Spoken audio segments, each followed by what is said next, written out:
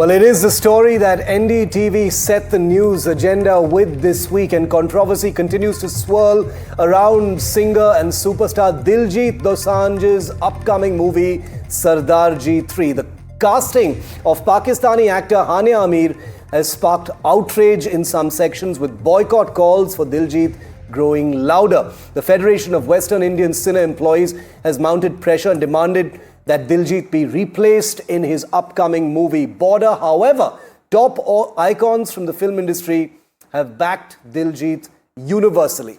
At NDTV's Creators Munch in the national capital today, screenwriter and lyricist Javed Akhtar has said that the casting was final before the Pahalgam terror attack. The censor board should warn the makers of Sardarji 3 and let the movie run. We also heard from Imtiaz Ali and Chetan Bhagat. Take a look. जो latest खबर जो अभी चल रही है इन दिनों, दिलजीत दोसांझ उनकी film Sardarji 3 जिसमें पाकिस्तानी एक्ट्रेस के काम करने को लेकर एक ज़बरदस्त अभी बहस देश में छिड़ी हुई है कि ये होना चाहिए था, नहीं होना चाहिए था। मेकर्स कह रहे हैं कि फिल्म भारत में रिलीज़ नहीं हो रही। पिक्चर मुझे मालूम नहीं कब बनाई गई, अगर मेकर्स का कहना है पहले बनाई गई। हाँ, तो अब वो क्या करे बेचारा, वो तो आगे का उसे क्या होगा तो नहीं पता था ना। और पैसा तो उसने लगाया, इसमें पाकिस्तान का पैसा तो डूबेगा नहीं, पैसा तो हमारे हिंदुस्तानी आदमी का डूब जाएगा। तो ये तो क्या फ़ायदा इससे। ये है कि आपको लगता है देश में रिलीज़ होनी चाहिए फिल्म? लॉ जो है रेट्रोस्पेक्टिव में नहीं होते हैं कि मैंने आज लॉ बनाया और आज से 10 साल पहले की बात पे अप्लाई किया, वो नहीं हो पाएगा, वो प्रैक्टिकल नहीं है। और उस गरीब को मालूम होता कि ऐसा होने वाला है तो पागल थोड़ी था कि वो ले लेता तो एक्ट्रेस को। मेरा ख्याल है सरकार को और सेंसर बोर्ड को इस बात को सिंपैथी से देखना चाहिए और कहना चाहिए भाई तुम आइंदा मत करना, लेकिन अभी तुमने पहले बना ली थी तो चलो रिलीज़ कर लो, लेकिन it should not happen again. Diljit भी आजकल थोड़ा कश्मकश में चल रहे हैं। एक फैसला है जिसमें कुछ उन्हें सही मान रहे हैं, कुछ उन्हें गलत मान रहे हैं। क्योंकि आप फिल्म मेकर हैं, नेशनलिटी का मामला है, मुझे लगता है कम से कम मैं आपकी राय ले सकता हूँ कि जो ये रिसेंट एक कहानी चल रही है पाकिस्तान के साथ काम करने को लेकर। देखिए, इसमें मैं ज़्यादा तो कुछ नहीं कह सकता हूँ, मगर मुझे लगता है क्योंकि मैं दिलजीत को जानता हूँ तो मैं जानता हूँ कि उसके दिल में देशभक्ति का जज्बा बहुत स्ट्रांग है। वो बिल्कुल सन ऑफ द सॉइल है। आप देखिएगा कि उसके जो कॉन्सर्ट्स इतने फेमस हुए हैं, आखिर में वो हिंदुस्तान का झंडा लेता है। और वो ऐसा बंदा नहीं है कि झूठ मूठ कोई चीज़ करे, फेकनेस के साथ वो कुछ नहीं करता है। तो उसके दिल में ये जज्बा, उसको किसी ने कहा नहीं था कि आप ऐसा करो, बट वो अपने हर कॉन्सर्ट के एंड में वो मैं हूँ पंजाब और हिंदुस्तान के झंडे के साथ, इसीलिए शायद सबने इतनी मोहब्बत उन्हें दी और इसीलिए शायद लोग सवाल भी उठा रहे हैं सर। हाँ, मगर क्या होता है कि अक्सर क्या होता, मैं देखिए डिटेल्स तो नहीं जानता, बट एक्टर का डिसीजन नहीं होता है ना कि किसे कास्ट किया जाए फिल्म में। तो I don't know how it went, but I do know that वो उसके अंदर देश प्रेम बहुत ज़्यादा है दिलजीत के अंदर। तो मुझे लगता है कि जो लोग देख पाएंगे उसके अंदर के सच को, कुछ देर के बाद उनको समझ में आ जाएगा। सवाल ये है कि दिलजीत दोसांझ को बहुत सारे लोगों ने क्रिटिसाइज़ किया है, ये भी कहा है कि जितना जो उनके प्रोजेक्ट्स हैं जो साइन किया गया है उसको रोक दिया जाए because of his movie Sardar 3। Hania Aamir ही हैज साइंड मूवी, मतलब जो सरदार 3 आ रही है जी, उस पर तो फर्स्टली बॉयकॉट पाकिस्तान ट्रेंड कर रहा है, पाकिस्तानी आर्टिस्ट को बॉयकॉट करना चाहिए। Yeah so it's a tough one. ये पर्टिकुलर केस टफ वन है, तभी शायद कंट्रोवर्सी बना है। Firstly I love Diljit, I think he is one of the truly exceptionally talented individuals and I really admire, कई चीज़ें उन्होंने करी हैं लाइफ में। He sticks to his principles. For example, he wanted to be in Bollywood but he didn't cut his hair, he stayed a Sikh and he kept his hair like that and he still became a star, it's not a joke. Anybody can get tempted कि चलो यार Hindi film industry में fit होने के लिए, but I admire him a lot for that. I think his music, his concerts, his acting, his reels, if you've seen on Instagram, hilarious. So many different talents he has. There is no doubt about it. Films सिर्फ दिलजीत की नहीं है, कोई भी film सिर्फ actor की नहीं होती है, ये पहली बात हमें समझनी है। उस फिल्म में 300 लोगों ने काम किया होगा कम से कम, उनकी रोजी रोटी चली है, किसी ने उसमें कपड़े चुने होंगे, किसी ने गाने लिखे होंगे, लोगों ने बहुत मेहनत की है उस फिल्म पे। अगर आपका दिलजीत से कोई इशू भी है, उन सबको पिनलाइज करना इज़ नॉट फेयर। वो लोगों ने डिसाइड भी नहीं किया होगा हीरोइन कौन है कौन नहीं होगी, शायद दिलजीत ने भी नहीं किया होगा, राइट? पहली बात ये है। दूसरी बात, I think they have issued multiple statements now कि यार ये सब पहले हुआ था, पहलगाम से भी पहले की कास्टिंग हो रखी है, ऐसा कोई रूल नहीं था, हमने रख लिया आगे से नहीं लेंगे। पर अब फिल्म बन गई है और 300 लोगों की मेहनत है, इतने पैसे लगे हुए हैं, उसको बैन करना इज़ टू मच। आपको नहीं पसंद आ रहा, आपको डिसटेस्टफुल लग रहा, मत देखो पिक्चर, मेरे को ये लगता है। एंड अगर हमने एक कलेक्टिव डिसीजन ले लिया है कि नहीं करना, आगे से नहीं करेंगे, पर जो पाइपलाइन में चीज़ें थी उसके पीछे पीनलाइज करना, और अब आप जो कह रहे हो कि कॉल्स हो रहे हैं कि दिलजीत को काम ही नहीं मिलेगा, this is over reaction, I think highly unfair. And broadly मैं कहूँगा हमारा काम, हमारा एक ही एम है पाकिस्तान के साथ, हमें अपनी कंट्री को सिक्योर करना है, हमें कोई लेना देना नहीं, हमें मुंह नहीं लगना उनके। Javed Akhtar, Imtiaz Ali and Chetan Bhagat speaking exclusively at NDTV's Creator Munch event today. Here are longer versions of those incredible interactions.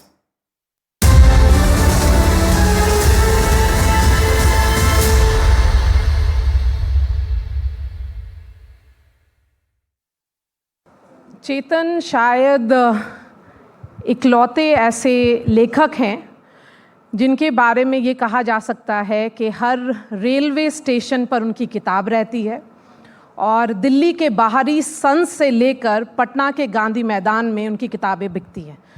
तो India's only mass writer is right here with अस।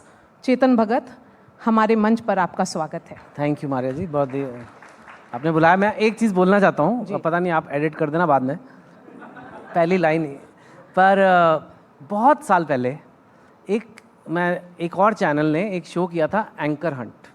मैं channel का नाम नहीं लूँगा, और उसका पता नहीं क्यों मुझे जज बना दिया था, और उसका जज मैं था। और उसमें ऐसे नॉर्मली रियलिटी शो कोई जीतता है तो थोड़े दिन होता है, फिर उसके बाद भूल भाल जाते हैं लोग कि भाई ये जीता, चाहे इंडियन आइडल हो चाहे कुछ हो। तो उसमें हमने कुछ एंकर चुने जो विनर थे, और ये हो गई 15 साल पुरानी बात। और उनमें से एक विनर यहाँ पे मीनाक्षी है, जो यहाँ पे मेरे को उसने इंट्रोड्यूस किया, and she still has had a great career and feel so good. तो या जस्ट वांटेड टू से Absolutely, she is brilliant, and we are honored to have her with us now. हाँ, और बाकी आपने कहा पटना से लेके बाहरी संस तक। जी, बाहरी संस जाने में तो मुझे अभी भी डर लगता है, थोड़ा खान मार्केट थोड़ा इंटिमिडेटिंग लगता है। बट शुरू से ही मेरा ये सपना रहा है कि एक्चुअली जब मैं शुरू में मेरी बुक्स आई तो मेरे को क्रिटिक्स वगैरह ने ज़्यादा पसंद नहीं किया, तो मैंने कहा अब क्या करेंगे। तो एक ही तरीका है कि जनता पसंद कर ले, अगर जनता पसंद कर लेती है तो क्रिटिक्स चाहे ना भी करें तो ठीक है। तो फिर मैंने क्लियर इंटेंशन बनाया कि अब जनता के लिए लिखेंगे और जनता का प्यार से अपना करियर बनाएंगे। और मैंने कहा कि कई बार हम अपने आप को भारतीय लेखक कह देते हैं, इंग्लिश में स्पेशली मैंने देखा है, पर वो सिर्फ साउथ दिल्ली के लोग पढ़ रहे हैं, साउथ बॉम्बे के लोग पढ़ रहे हैं। Sort of like Indian fashion show, जब इंडियन फैशन वीक होता है, पर वो नॉर्मली साउथ बॉम्बे में हो रहा होता है या साउथ दिल्ली में हो रहा होता है। कोई वो औरंगाबाद में तो लैक्मे फैशन वीक नहीं करते, तो सॉरी उसका नाम बदल गया ना जगह का। नहीं, अभी औरंगाबाद, बिहार वाला औरंगाबाद बिहार में है वैसे। हाँ, प्रयागराज अलग, sorry I get confused. So I think I always wanted कि like a Indian writer who is read all over India, if I can be that. उसके लिए मैंने कहानियाँ ऐसी चुनी जो सबको पसंद आए। हिंदी और इंग्लिश दोनों में मैंने शुरू किया बात करना। कई सारे ऐसे स्टेप्स लिए, क्योंकि मुझे लगा कि जब मैंने लिखना शुरू किया था तब एटलीस्ट जो लोग इंग्लिश में लिखते थे उनकी सारी टारगेटिंग होती थी कि बाहर यूके वगैरह में छपें, बुकर प्राइज़ मिले, कोई इंटरनेशनल रिकॉग्निशन मिले।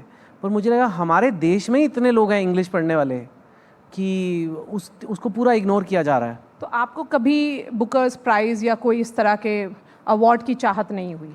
देते भी नहीं है। एक वो ट्रम्प साहब को पीस प्राइज़ नहीं मिल रहा है, एक मुझे बुकर नहीं मिल रहा।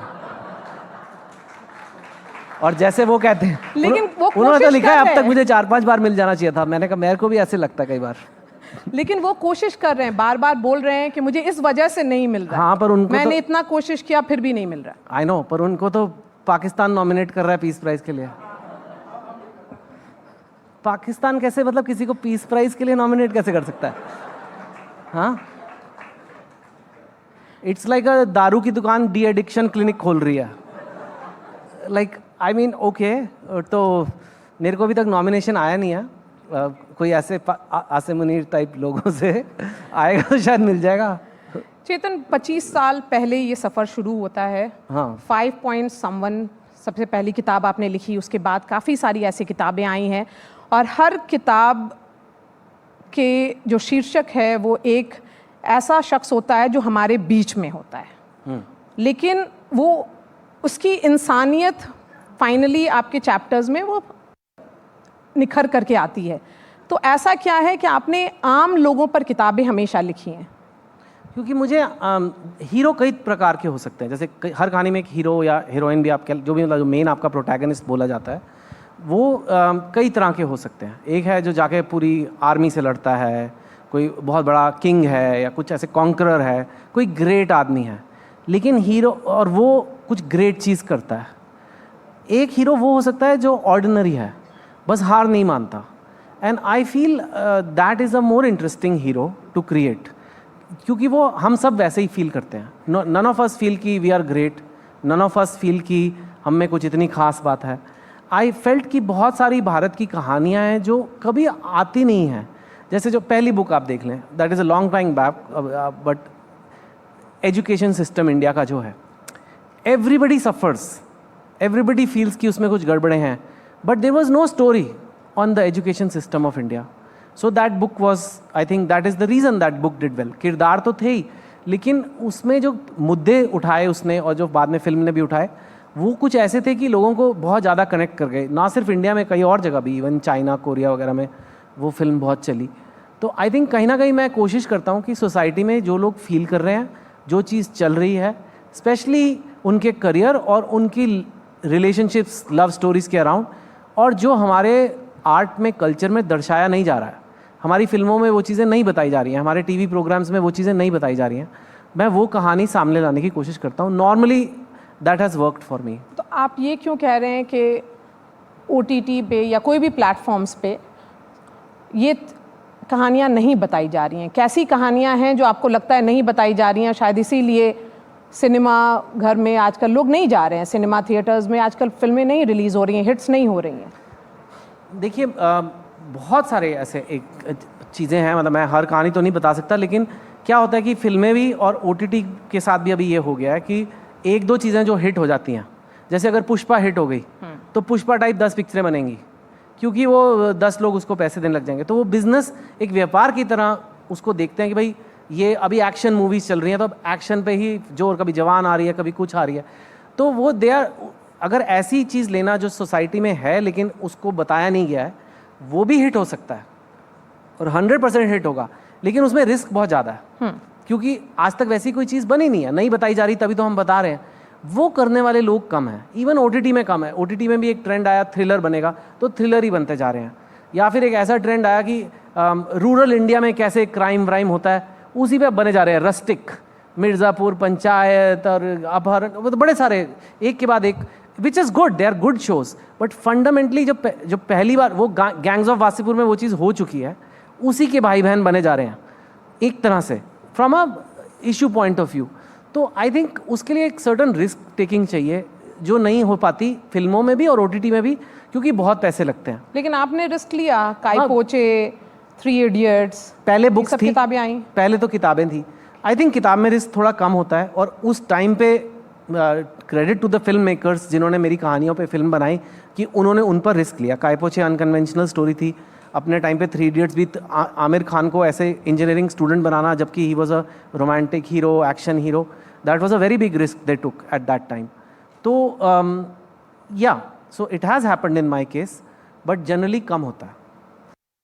इम्तियाज सर की कहानियां जो हैं वो चलती नहीं, बहती हैं, जैसे संगीत बहता है। जैसे किसी खामोश शहर में या किसी खामोश इलाके में आप जाएंगे और कोई पुराना रेडियो आपको सुनाई पड़े, इम्तियाज सर की फिल्मों की कहानियां वैसी होती हैं।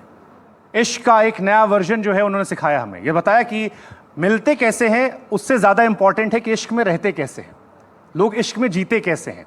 और इसीलिए आज इम्तियाज सर, मैं पहला सवाल यही पूछूंगा आपसे कि क्या इश्क को किसी एक परिभाषा में ढाला जा सकता है? नमस्कार।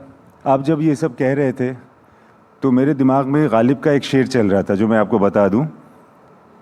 बक रहा हूँ बेखुदी में क्या कुछ, बक रहा हूँ बेखुदी में क्या सब कुछ, ऐसा कुछ है। कुछ ना समझे खुदा करे कोई। ऐसा लगता है कि जो आप कह रहे हैं वो चीज़ें मुझे मुतासिर बहुत करती हैं लाइफ में।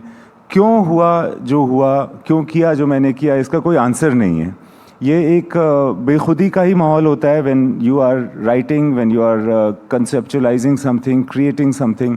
आपको पता नहीं होता आप क्यों करते हो, उसका कोई लॉजिकल कारण नहीं होता। उसी तरह से मेरे ख्याल से मेरी फिल्मोग्राफी, मेरी कहानियाँ, characters, sites and sounds that one finds in my films, वो किसी प्लान के तहत नहीं है, वो इसी तरह से फ़्लो कर रहे हैं, बेखुदी में फ़्लो कर रहे हैं। लेकिन सवाल सर ये था कि क्या इश्क को किसी परिभाषा में ढाला जा सकता है?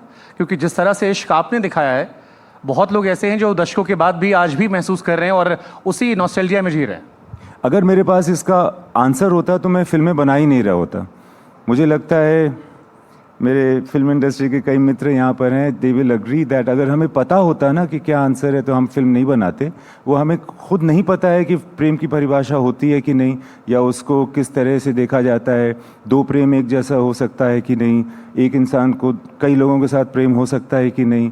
लैला मजनू का जो प्रेम था, क्या वो कबीर और परमात्मा के प्रेम से अलग था, ये हमें नहीं पता है। हम ढूंढ रहे हैं इसके बारे में, और जो ढूंढन है ना, वो जो सर्च है, वही हमारी फिल्में, हमारी कविता होती है। तो मुझे पता नहीं है। इम्तियाज़ के बारे में कहते हैं कि उनकी फिल्में हिट होती हैं, लोगों के जहन में रहती हैं, लेकिन 2-3 साल बाद समझने में समय लग जाता है। रॉकस्टार को लोगों ने देर समझा, तमाशा अभी भी लोग समझ रहे हैं, आप 2015 में समझ लिए थे। लैला मजनू दोबारा रिलीज होकर हिट हो रही है। ये लोगों की गलती नहीं है, ये मेरी कमज़ोरी है। मुझे ऐसा लगता है कि अगर कोई अच्छे से अपनी कहानी कह सकता है तो वो कहानी सिंपल तरीके से ही जाहिर होती है। शायद मेरी क्षमता भी शायद और बढ़ेगी, मैं और फिल्में बनाऊंगा, प्रयास करूंगा कि सिंपल तरीके से जो सोफिस्टिकेटेड कहानी या जिसको कॉम्प्लिकेटेड लगती है वो ना लगे। तो मेरा प्रयास जारी है। मुझे लगता है कि आखिर ज़िंदगी में मैं एक सरल पिक्चर भी बना पाऊंगा। लैला मजनू आपने लिखी और डायरेक्ट नहीं किया, अलग अलग थ्योरीज आती है, आपने क्यों डायरेक्ट नहीं किया उससे? क्योंकि मैं ये भी चाहता हूँ कि मेरे काम में ना किसी और का भी फ्लेवर हो।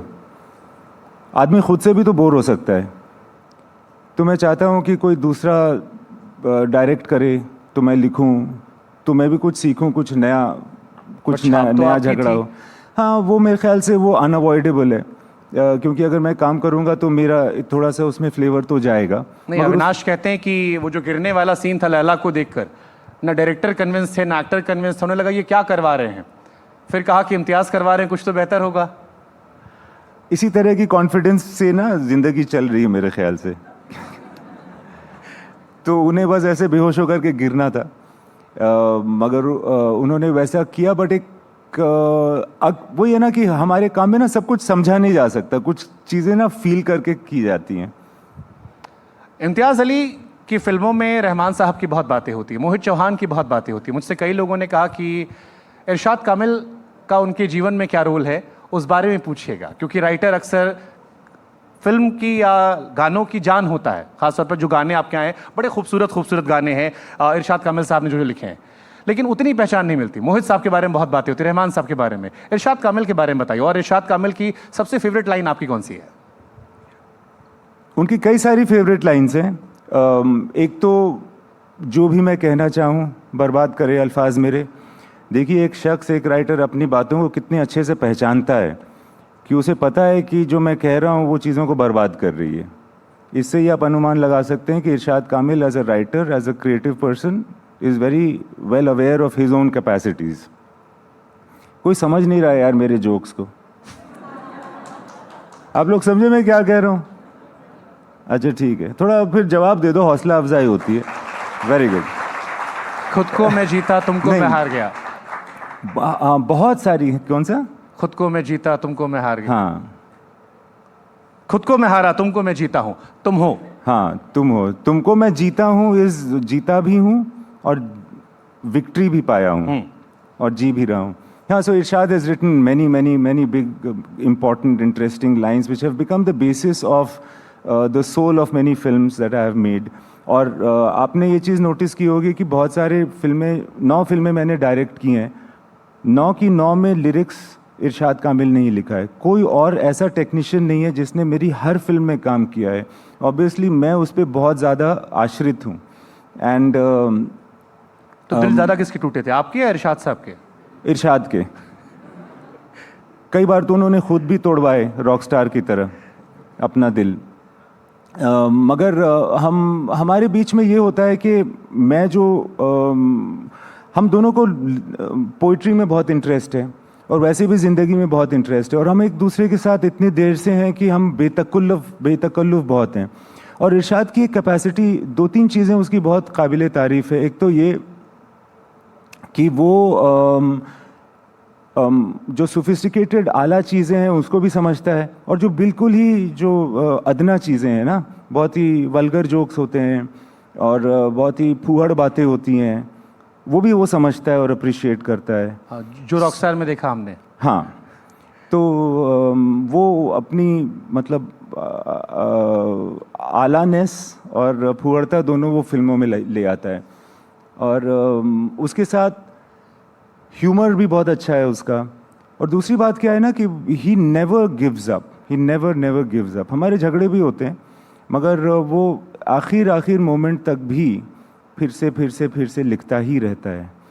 तो बहुत सारी चीज़ें जो उसकी फेमस भी हुई हैं या लोगों को पसंद आई है ना, वो उस वजह से भी हुई हैं कि आखिरी मोमेंट पर भी उसने कुछ उसको बेहतर करने की कोशिश की थी। आज की शाम में इस सेशन की काफ़ी प्रतीक्षा थी। वो प्रतीक्षा मुझे यहाँ पर सभी आंखों में भी दिखाई दे रही है और सुबह से जितनी बार अनाउंसमेंट हो रहा था उसको लेकर भी है। जावेद अख्तर, जादू, जादू अल्फाजों का, जादू शायरी का, जादू तर्कों का, जादू रचनात्मकता का, जादू सिनेमा का, और जादू लगभग हर उस ऊंचाई का जब साहित्य की बात होती है और जहाँ पर शब्दों का चयन होता है। बहुत से लोग आई एम श्योर जानते होंगे कि क्यों मैं इतनी बार जादू शब्द का जिक्र कर रही हूँ, क्योंकि जावेद अख्तर साहब का नाम जादू है। और अमूमन होता ये है कि जो आपका मुख्य नाम है उससे आपका प्यार वाला नाम कई बार निकाला जाता है, लेकिन यहाँ इस केस में परिस्थिति उल्टी थी। जादू नाम से बाद में जावेद अख्तर जी का जो मुख्य नाम अब प्रचलित है वो रखा गया। तो आज जब मैं बार बार जादू शब्द का जिक्र कर रही हूँ, तो सबसे पहले सर आपका बहुत स्वागत है हमारे मंच पर। और इस समय आपकी प्रेजेंस में मैं खुद वो जादू महसूस कर रही हूँ, और मुझे पता है आपको सुनने के बाद जो अनुभव लेकर हमारे दर्शक यहाँ से जाएंगे वो भी किसी जादू से कम नहीं होगा। You are most welcome on NDTV's creator मंच। Thank you very much. आपको आवाज़ आ रही है इन तक? ठीक, आप ही को सुनने की प्रतीक्षा है सर। आज जब आप यहाँ पर मौजूद हैं हमारे बीच, और आज शाम से ही जब इस क्षण का इंतज़ार था, यूँ तो ये सवाल मैं सबसे आखिरी के लिए रख रही थी, लेकिन क्योंकि ये एनडीटीवी का क्रिएटर मंच है तो मैं सबसे पहले इस प्रश्न के साथ आपके साथ पास आ रही हूँ। 80 साल की उम्र में लगभग सभी तरह की शिखर देख लेने के बाद इन दिनों आप क्या रच रहे हैं? कोई ज़रूरी थे कि आप मेरी उम्र सबको बताएं? ये मतलब क्या भैया, इतने दिनों बाद ऐसा भी कह सकती थी ना। चलिए ठीक है, कोई बात नहीं। अब छुपाने को कुछ बचा भी नहीं, खत्म हो गई बात। तो अब हौसला बढ़ गया मेरा। है क्या कि आप किसी भी स्टेज पे पहुँचे तो आपको ये लगना चाहिए, अगर नहीं लगता तो बुरी बात है, कि ये खुशी कम होनी चाहिए कि क्या किया है, ये गम ज़्यादा और फिक्र ज़्यादा होनी चाहिए कि क्या नहीं किया है, चाहे वो कोई भी उम्र हो। तो मुझे तो ऐसा नहीं लगता कि मैंने बहुत कर लिया। मुझे इस बात का गम है कि बहुत कुछ और करना है या कर सकता था जो नहीं किया। तो ऐसी कौन सी कसक है अभी भी दिल में? हर बात में देखिए, मैंने अपनी ज़िंदगी में कुछ पोइट्री की है, कुछ स्क्रिप्ट लिखी हैं, कुछ गीत लिखे हैं, कुछ बातें की हैं एक सोशल एनवायरनमेंट में, स्टेजेस से। तो बहुत सारी बातें हैं, बहुत सारी कहानियाँ हैं, बहुत सारे गीत हैं, जो बहुत सारी पोइट्री है जो अभी तक पेपर पे आई नहीं, ज़बान पे आई नहीं। तो वो उसके बारे में सोचना चाहिए। क्या कर लिया वो तो गया। ये अपने गुज़रे हुए काम पे बहुत गर्व करना ऐसा है जैसे अपने बच्चों की सक्सेस पे आप बहुत गुरूर करें। होता ही है, ठीक है, वो आपके बच्चे हैं, अच्छी बात है, लेकिन उनकी अपनी पर्सनालिटी है। दुनिया का कोई भी आर्ट हो, वो एक गीत हो, कविता हो, पेंटिंग हो, एक कोई म्यूज़िकल ट्यून हो, ये जब एक आर्टिस्ट बनाता है और दुनिया को देता है, तो कहीं करोड़ों लोगों के दिलों को वो बात लगती है कि ये बात में कुछ उनका अपना जो एक्सपीरियंस है, उनका अपना जो नॉस्टैल्जिया है, उससे कनेक्ट होती है, तब वो मान ली जाती है। तो दरअसल हमने किसी भी आर्टिस्ट ने जो काम किया है, वो बड़ा काम तब बनता है जब लोगों का इंटरेस्ट उसमें आ जाए, लोगों के इमोशन उसमें शामिल हो। वो अकेले आर्टिस्ट का काम नहीं है, वो देखने वाले और पढ़ने वाले और सुनने वाले के पार्टिसिपेशन से बड़ा बनता है। तो उसका सारा क्रेडिट आप लेने लगे तो गलत है। वो उसमें करोड़ों लोगों का क्रेडिट है उस पर। उनके क्या गम थे, उनके क्या एक्सपीरियंस थे, उनके क्या दुख थे। जब आपकी पोइट्री से वो कनेक्ट होते हैं तब वो ज़िंदा होती है। जैसे आपने मशीन तो बना दी, लेकिन चलेगी तो जब वो इलेक्ट्रिसिटी आएगी उसमें। वो इलेक्ट्रिसिटी लोगों की अंडरस्टैंडिंग और फीलिंग है जो उसमें बिजली डालती है। हालांकि आपने बड़े सरल अंदाज में और बड़ी मॉडेस्टी के साथ ये कहा, लेकिन जी मैं बहुत सरल और मॉडेस्ट हूँ। जावेद साहब क्यों अपने आप में एक इंस्टीट्यूशन है, वो इस जवाब में अपने आप पता चल गया। और जिस तरह से पूरी आपने ये रूपरेखा आज हमारे दर्शकों के लिए भी एक्सप्लेन की है, आई एम श्योर कि ये किसी तपस्या से कम नहीं, और जब उस भाव के साथ काम होगा, उस नियत के साथ काम होगा, तो फिर उसका जो एंड रिज़ल्ट है वो भी दिखाई देगा। लेकिन आपके एक इंटरव्यू में सर मैं सुन रही थी जिसमें आपने जिक्र किया कि कैसे फिल्मों में गीत लिखना कठिन होता चला गया जब आपको तेज़ धुन पर शब्दों को बिठाना है, और वहाँ के जो चैलेंजेस हैं। आज के दौर में जब हम देख रहे हैं OTT आ गया है, और OTT में वो बंदिश तो नहीं कि आपको 3 घंटे में फिल्म समेटनी है, 2.5 घंटे में समेटनी है। मिनी सीरीज़ हैं, 7-7, 8-8, 10 एपिसोड्स हैं, बिंज वॉचिंग का कॉन्सेप्ट है। गीत माइनस हो गए हैं, शब्द माइनस वहाँ से हो गए हैं। तो क्या आपको लगता है कि ऐसे में और कठिन हो चला है गीतों को उतना आत्मीय बनाना आज की तारीख में? जहाँ तक धुन पे लिखने की बात है, ये कोई नया रवाज नहीं है। शैलेंद्र के, साहिर के, राजेंद्र कृष्ण के, ज़्यादातर मजरूह के ज़्यादातर गीत जो है वो ट्यून पे लिखे हुए हैं। ये भी अपने अंदर एक हुनर है। अगर आता है आपको तो आता है, नहीं आता है तो कितने भी अच्छे पोइट हो नहीं लिख पाते। मैं नाम नहीं लेना चाहूँगा, कई बड़े नामवर पोइट्स बॉम्बे आए मगर वो ट्यून पे लिख नहीं पाए। तो ये हुनर है, ये भी एक हुनर है। मगर ये क्या है, क्या किस्सा कि फिल्मों में आप जो कुछ भी देखती है वो मैनिफेस्टेशन है, वो किसी बीमारी कहीं और है।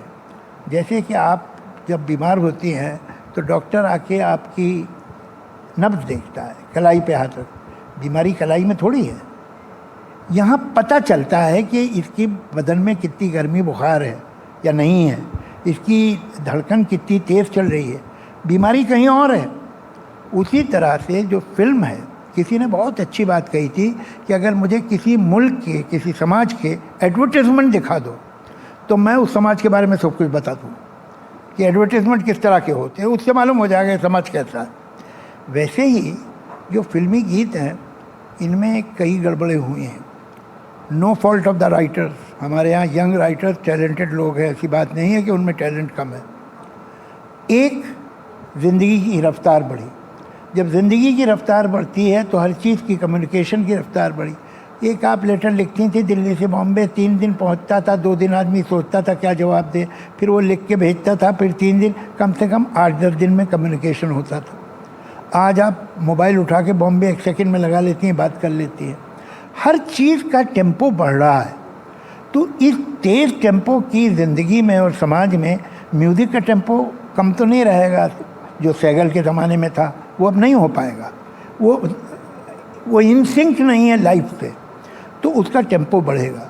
लेकिन होता क्या है कि कोई चीज़ एक वक्त तक बढ़े तो ठीक है, फिर वो गड़बड़ हो जाती है, वो अपना कार्टून बन जाती है। तो अब एक फ्रेंजी आ गई है म्यूज़िक में और ज़िंदगी में भी। ये कनेक्शन है एक दूसरे से।